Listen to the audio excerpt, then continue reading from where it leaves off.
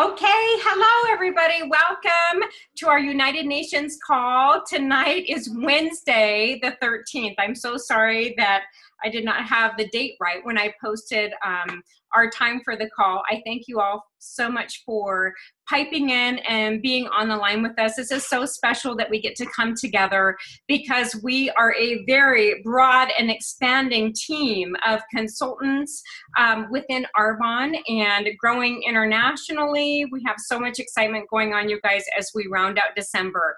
And speaking of rounding out this beautiful year of 2017, for many of us, it's been filled with highs and lows. That is, well, I guess that's kind of the definition of life when we have all sorts of things being flung at us that we then have to process and work through and grow through, as one of my dear patients reminded me of today.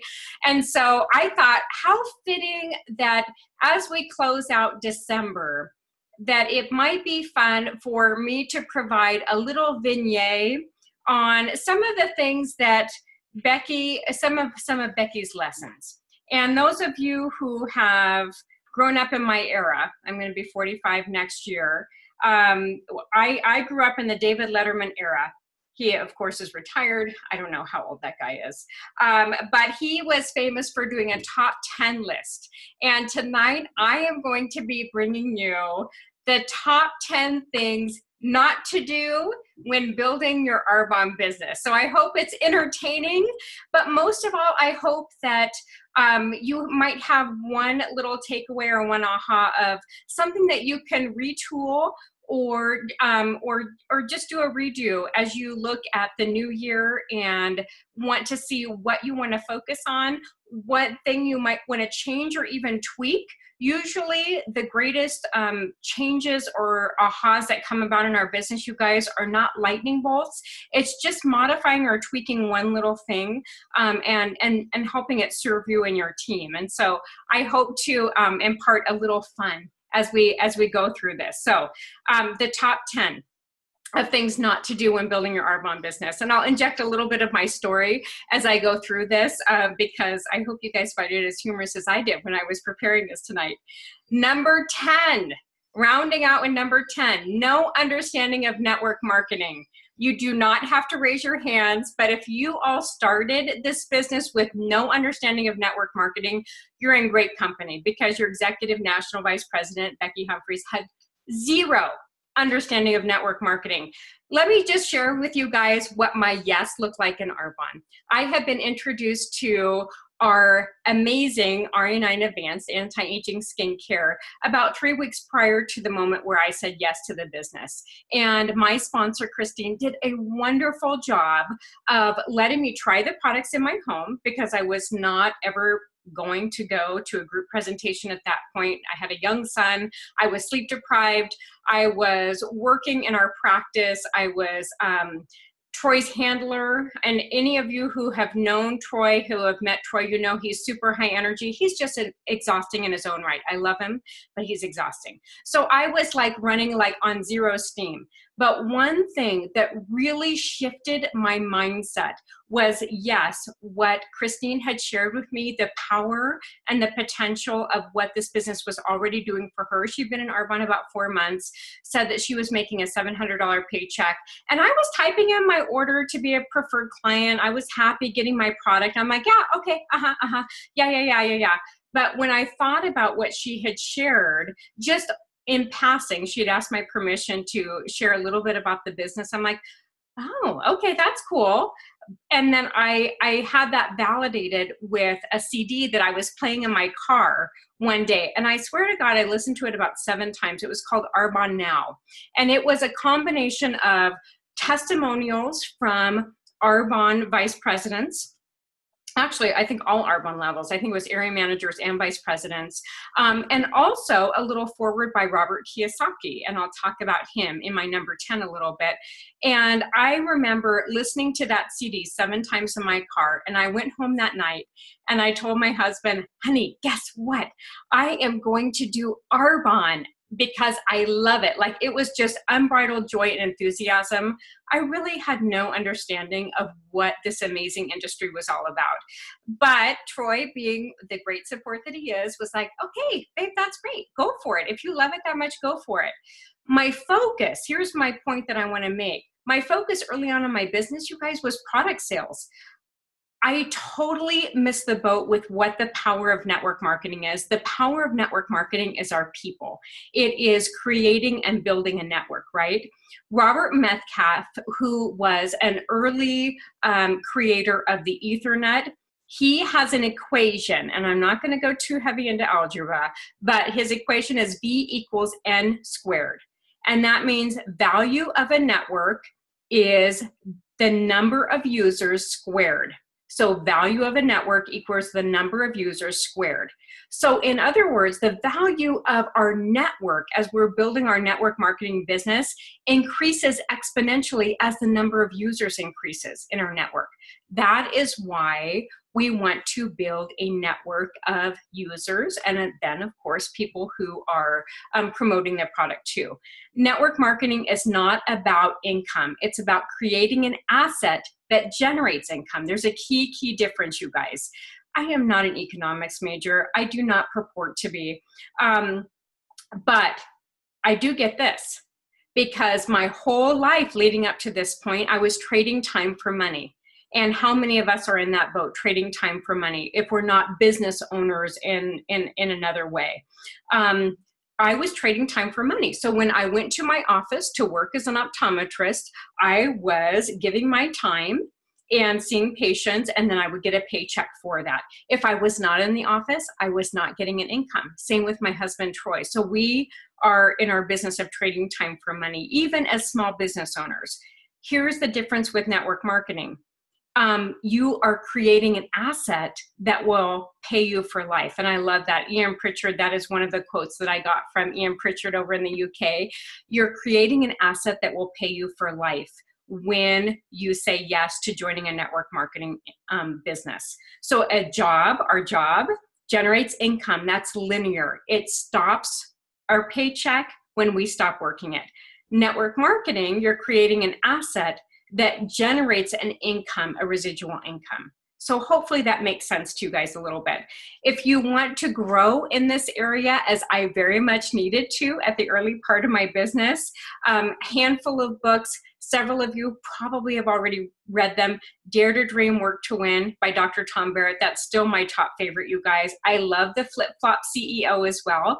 I think that that is great to educate people who are just doing some early research on the topic of network marketing. For Your Career, that's a new one that Shannon Morante recommended recently. I have not read it, but I'm like, that's intriguing. For Your Career, that's about right in terms of what we see with building a network marketing business. And of course, last but not least, Robert Kiyosaki's book or CD, The Business of the 21st Century. Powerful, powerful stuff. That was the foreword, Robert Kiyosaki's foreword, that was on the Arbonne Now CD that I listened to 7 times in my car and then went home and said, yes, Troy, I'm building network marketing business. Okay. Number 9, having to be totally organized to even start. How many of you can relate to this? As soon as I organize my products, as soon as I set up my office, as soon as I rewrite my 100% contact list for the 25th time, then I can start my business. Like, right? You guys, I was that girl. I was totally that girl.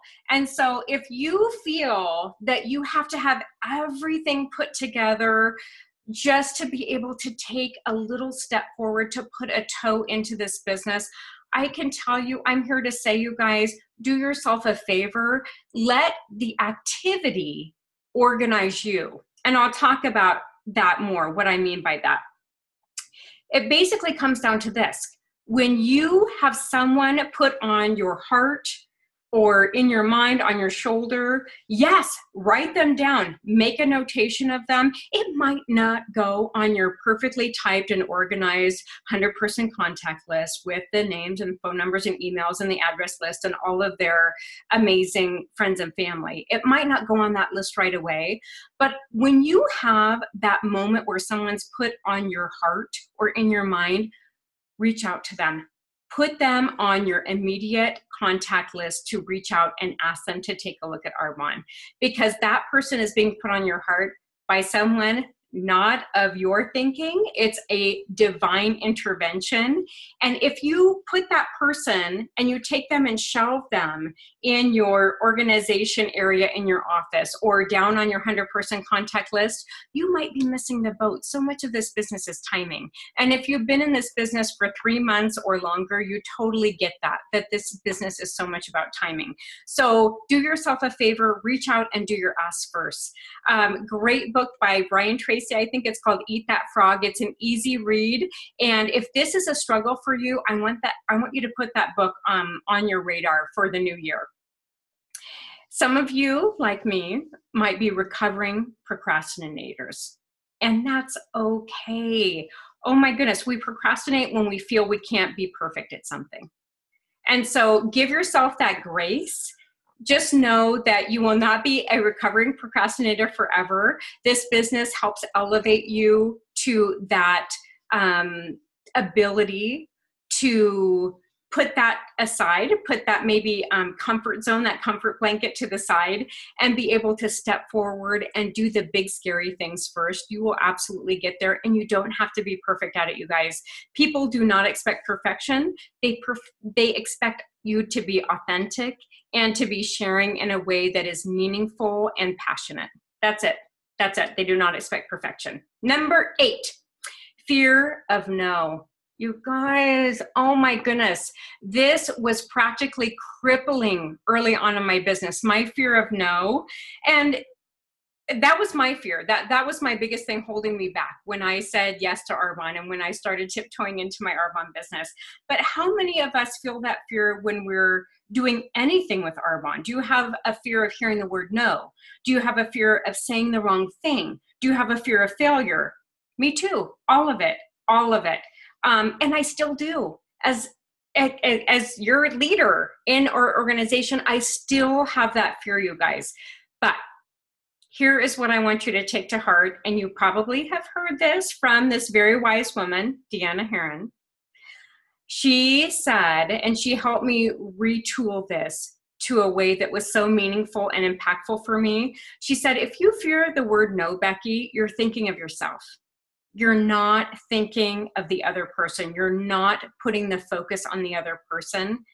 And you just need to take yourself out of it. And she said that with so much grace and love. Oh, she is so amazing. We are so lucky, you guys, that we fell into her organization with Arbonne. And we've learned from the best. And that is why we have the culture that we have throughout our team, is because Deanna has definitely given us that paradigm of always serving. And Mark Herron, her beloved husband, made that point so poignantly when we were over at Rhiannon's in Orland, California in March. He said, you know, the reason why Deanna was as successful as how she has been is because she was always putting her focus on everybody else. How can I serve them? How can I help them be better? How can I get them to where they may need to be? How can I help them through this deficit in their lives? And it's absolutely the truth. So if you find yourself in that place of fear, take heart. There are some books that can help you through it. I love Go for No by Richard Fenton. That is one that I circle back to frequently in my business. And another book by Susan Jeffers, Feel the Fear and Do It Anyway. That is also so impactful. And she has a lot of individual testimonials that are so helpful. But just even think of our sweet Deanna Herron, all 95 pounds of her, or whatever she is. You know, if she can do it and she can, you know, change her focus, even being an introvert, but have such a huge servant heart, then we all can do what she's done. She's given us an incredible, incredible model and paradigm to follow. Number 7, mom guilt. No one on this call has mom guilt with building our Arbonne business, do we? When I started my Arbonne business, Caden was 1.5 years. I have this sweet little picture of Caden. If you've been in my house, in my family room, I have pictures of my kids when they were about 1 year old. Bryn was not even a glimmer in my eye. And so we were blessed with her at year 1 in my business when Lynn and I both had our daughters within 3 days of each other. But it's always been a struggle up till recently, because now I have a teenager. Caden's 13. So it makes it a little easier to sashay from the house when I have an evening event now, because, you know, things change. Things change in the teenage years. But you guys, I struggled huge with this. And here's what I want to have you take heart. If this is a challenge point for you, it's very simple. It's very simple. When you are doing Arbonne, I want you to be in that role fully with Arbonne. When you are being a mom, being a parent, and investing in your kids, I want you to be fully in that role of investing in your kids. And for some of us, that might mean putting our phone away or locking it in our car or closing it in our bedroom so that we can be fully present with our kids. And then going back to that after we have invested that time and energy and activity with our kids. It helps to take away some of that mom guilt. And I don't know if it ever goes away, but very poignantly, I've had several patients, and I know that many of you in your careers have heard this as well. Our kids need us more to be present when they are 7th, 8th, 9th, 10th graders and beyond than when they were little. And I'm seeing that more and more now, as I just had a gaggle of children here at my house this afternoon, prepping for my call. It was mass chaos, trying to find them something to eat, trying to prep my training, but you know, I wouldn't trade a thing for it. And I feel like I am a better mom for being able to have that opportunity to serve my kids at this tender age, you know, where a lot is happening, and they definitely need us. They need to talk things out with us. They need to hear our hearts on what we can provide, even if they don't think they need our advice. They're always listening. So the mom guilt piece is a tough one, but when you're doing Arbonne, do Arbonne. When you're being a mom, being a parent, be a mom, and give yourself grace in that, and put your phone to the side so that you can fully focus. Number 6, goal setting or lack thereof. I have a love-hate relationship with goal setting, you guys. Seriously, goals has always been a 4-letter word up until my Arbonne journey. Isn't that funny? You think, oh my God, this is our executive national vice president telling us that she has a love-hate relationship with goals. I do. I honestly do, or I did. And it comes back to that same 4-letter word that we just talked about, fear. It comes down to the same thing. I was so worried about not achieving my goal because I have been certainly a product of the American dream. You go to work, you get the highest level of education you can, you go on to be a very productive member of society, you work for 30 to 40 years, you retire, and then you can go travel the world. And that was my training. That was my makeup. That was what my parents' expectation was of me. And I want to tell you guys, that crippled me.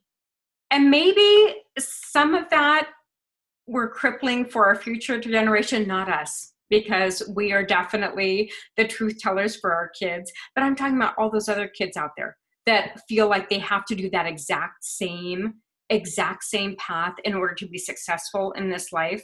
My whole growing up was based on achievement, not on success. There is a huge, huge difference to that. So I was brought up to achieve, or maybe I just put that on myself. But is that truly success? Is that truly being a good person? No, not necessarily. And you end up sacrificing a lot of things along the way. including some of the things that would make you a better, more rounded person if you gave them a chance to work internally in your heart. So I did. When I was first in the business, I followed my directive of my upline. And they said, Becky, in your why statement, talk about what your goal is. Talk about what that looks like. And I said, okay, this feels a little funny, but my goal was to promote to regional vice president within 18 months, and that I was going to take anybody along with me who was willing to go there, to go to the top with me. That 18 months freaked me out. I was like, every time I said it, I would say it, but I was like, oh my gosh, these people are thinking that I'm a fraud, because I don't know if I can really do it in 18 months. I really don't know if I can. And you guys, I did not promote to region in 18 months. I promoted to region in 24 months, and not one person of all the folks that I talked to within that first 24 months of my business came back to me and said, well, Becky, you didn't make it in 18 months. How do you feel about that? There was no Sally Jesse Raphael moments or Megyn Kelly moments or anything like that. And so my lesson in that was, there's nothing wrong with putting a big, scary, hairy, audacious goal out there. We have to do that, you guys. We have to give ourselves a framework, something to work for. It's just like what people do when they're running a marathon. It's just what Rhiannon does when she is doing a CrossFit competition. It's just what any of us will do when we are going for something huge in our life. We have to put the goal out there, even if it scares us. So goals are critical. Goals are critical. And I'm not the best person to train on goals, but I will tell you, if I can learn how to do goals, you can too. Okay, I'll do these last 5 quickly because I see I have just 5 minutes left. Consistency, number 5, consistency, or lack thereof. I was 100% guilty of not having consistency in my business, you guys. I would work hard for a couple months. I would work hard. I was like, I had a great calendar, a great schedule. And then I'm like, my gosh, I've been working so hard. I need to take a break. So then I would pull back, and I might have a month of low, minimal activity. Start, stop, start, stop. That was so much of what my first couple years looked like in Arbonne. I didn't realize it then, but I know now that what I was doing, I was sabotaging myself. I was wrecking my momentum by doing that start, stop, start, stop. And in Arbonne, we work a 90-day business cycle. So the work that we do now in December, for instance, will show up in your business. The fruits of your labor will show up your business 90 days from now. So let's say we're working hard. We have a huge December rolled out. We're definitely all in it to earn the AIT trip and be at Jamaica together. Awesome, so fun stuff. And then January or even February hits and we're like, oh, we've been working so hard. But what we don't see is the effect 3 months down the way from that month that we take a break. So you can take a breath, don't take a break. Consistency is key. And I don't care if you have only 2 hours to devote to your Arbonne business a week, or 10 hours or 20 hours. The hours that you have to devote is irrespective. You just have to use those hours with consistency. You want to be consistent. And if you are consistent, you will be a bonusing manager, and your spouse will be significant other will be happier with you as a result. So when we step away from our homes, you guys, this kind of plays into the mom guilt thing again. When we step away from our house saying that we're doing Arbonne, our spouses are going to be way more supportive if they see the fruits of our labor show up in our paycheck. Not that it's all about pay for them, but for many of our spouses, they see a cause-effect relationship, at least on the early end. And Adam did such a good job of talking about that at Tiffany's car presentation, that was really what his focus was. But now he understands that there's far more greater gifts with Arbonne than just seeing the paycheck at the end of the month. But that's where so many of our significant others live. And rightfully so. You're away from the house. You're away from putting the kids to bed, giving them a bath, all of that stuff. And so they want to see, okay, is the time that Becky is investing in this, is it worth it? Is it meaningful? And the thing that has been a game changer for consistency for me is, for me, planning out my day the night before. And I don't go crazy with you guys. I do about 6 things. I write down 6 things. The first 3 are always my asking, things that I know I need to do, whether follow-up or whether reaching out to a new client or potential consultant. Those are my top 3. And then the other 3 might be more follow-up calls or other business to-dos. But I always write out my top 6 before I go to bed, even on a sticky note. Number 4, spending time with the wrong people. And that's a tricky one. It's not the wrong people. It's spending time with the folks that want a relationship with you, that don't necessarily want to build a business. They don't want to build an asset. This is a really hard one for me, you guys, because I'm a blue. If you haven't taken the color code test, you can go online and take colorcode.com and see what your personality is. And we'll refer to this periodically in Arbonne. And so it helps to categorize a little bit about what we do within our business. But blues are relational people.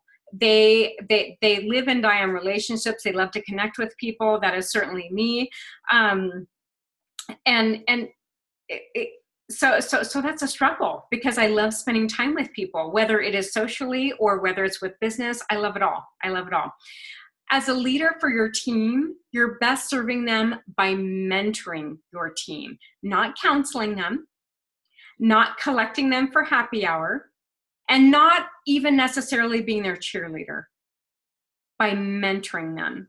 And here's a little perspective that I find helpful with this, because I do struggle with it so much. Linda Parker, I love her. She said, in our business, we need everybody. We need the people who would rate themselves a 2 out of 10 for wanting to build an Arbonne business. We also need the aces. We need the 10s in our business. We need everyone to be able to build a well-rounded business. So that helps me take solace in the fact that I'm not only so laser focused that I'm only going to work on people that are aces or 10s in my business.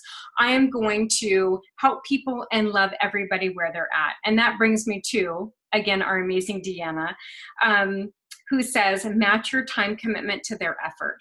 And that has given me so much clarity. Match your time commitment to the effort that your consultant is giving you. And people sometimes come into our business simply to be loved on. And I love that we can do that and provide a space for them and a safety net for them with whatever might be going on for their life. However, the people that are wanting to move forward and wanting to build their network are deserving of your time and your expertise. So that really helped.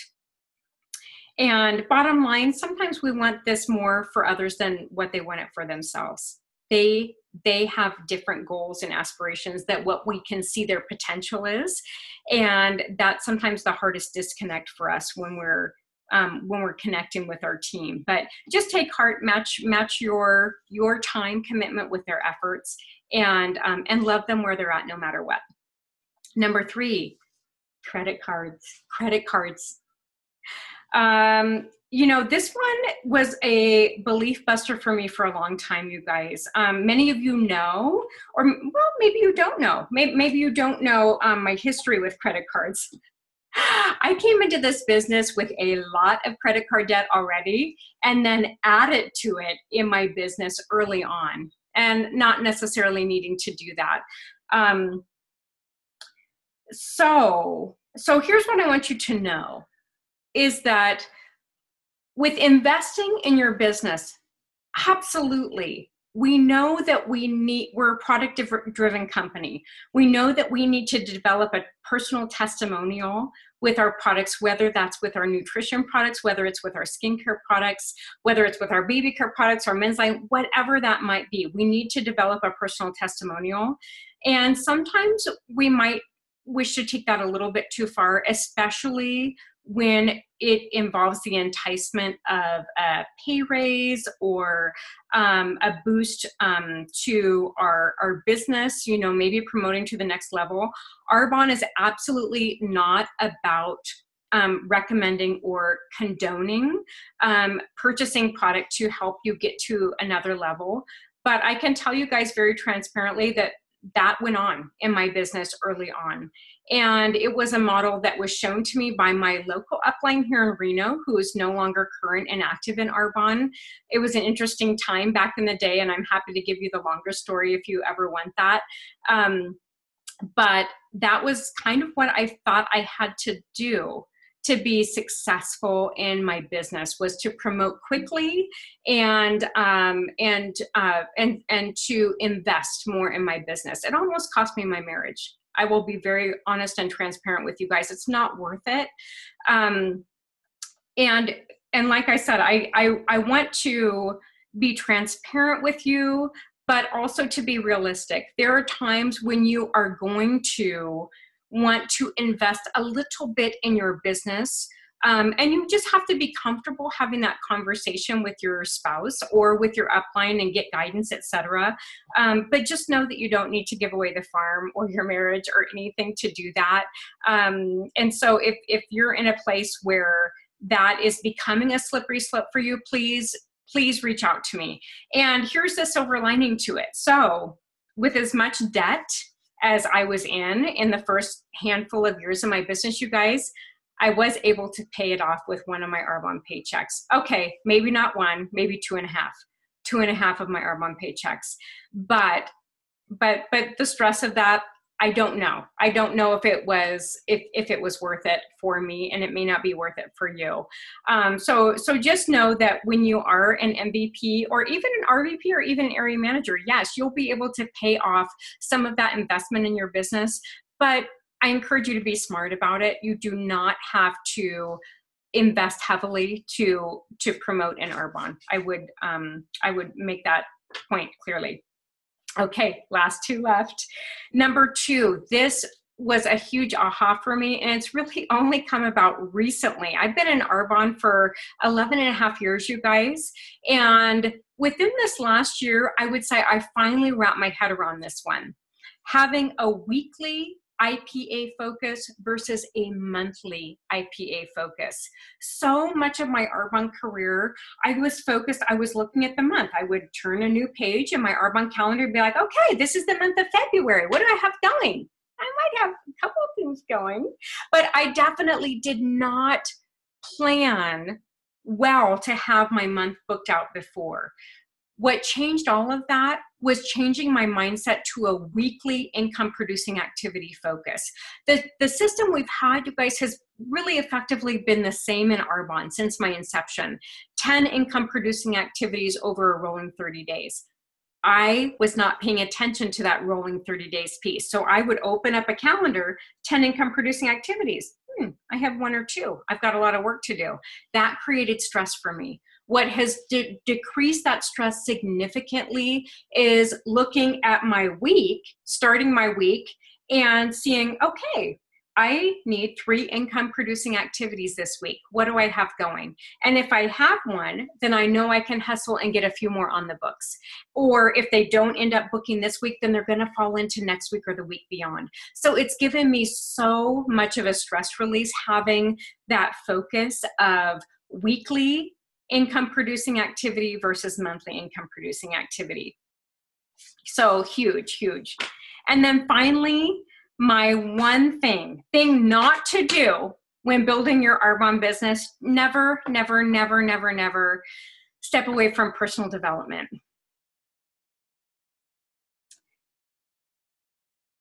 I was a rock star at personal development, you guys, early in my business, because I was an island out here. I started with an upline who was maybe active in the business for the first 4 months of my business in 2006, and then they stopped working.